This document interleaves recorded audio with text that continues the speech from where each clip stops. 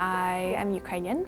My parents immigrated in the early 2000s, and I have been very active in the Ukrainian community ever since I was really young.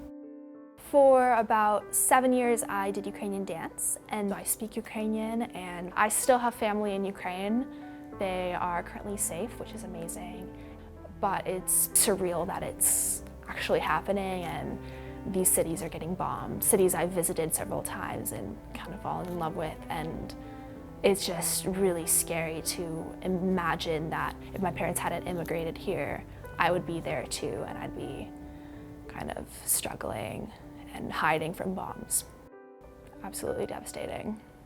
More than 1,000 people gathered outside the state capitol for a rally this afternoon. Right now, the community has really come together and taken part in rallies and organized different movements to send humanitarian aid to Ukraine.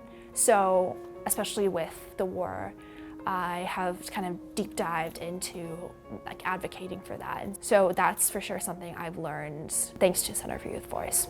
In 8th grade, I joined Youth in Government, fell in love, and did Model UN shortly after that, and kind of have progressed and got more and more involved, and now I'm the steering committee vice chair. Can you pass one resolution per topic? Yes, that's what we've done in the past. Just part of that is advocacy. In my role, I kind of advocate for Center for Youth Voice. I represent them in a lot of different ways.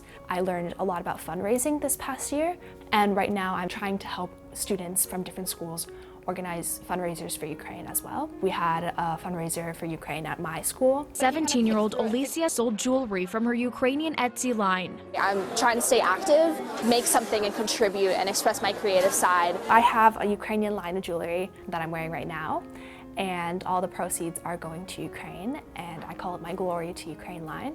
And with it, I've raised over $1,500 so far. I am the youth voice on a group of volunteers that calls themselves Stand With Ukraine MN, and they're kind of organizing the Minnesota response to the crisis.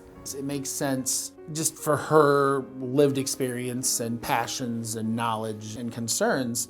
Hopefully what she's learned in CYV programs has helped make her stronger and better at advocating or organizing. It's really cool to see everything I've modeled through Youth in Government kind of more take life in a very personal and realistic way for me. Slava Ukraini, which means glory to Ukraine. And the proper response would be Heroyam Slava, which means glory to the heroes.